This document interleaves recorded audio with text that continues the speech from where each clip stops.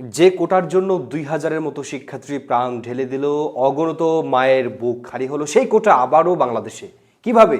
কথা বলছি স্বাস্থ্য ও পরিবার কল্যাণ মন্ত্রণালয়ের স্বাস্থ্য উপদেষ্টা নূরজাহান বেগমের কথা।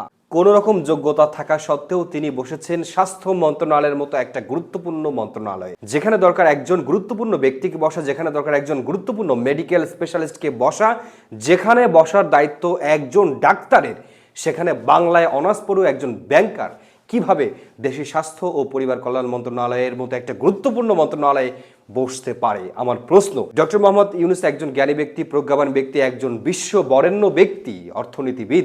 তার কাছ থেকে এরকম সিদ্ধান্ত তো আমরা কখনোই আশা করিনি। আগেই বলে রাখি, ডক্টর মোহাম্মদ ইউনূসের সাথে এই নূরজাহান বেগম অর্থাৎ স্বাস্থ্য উপদেষ্টার ছিল খুব ভালো সম্পর্ক গ্রামীণ ব্যাংকের শুরু থেকেই। নূরজাহান বেগম ছিলেন গ্রামীণ ব্যাংকের একজন সহযোগী, ডক্টর মোহাম্মদ ইউনূসের একজন বেস্ট কো-পার্সেন্টার।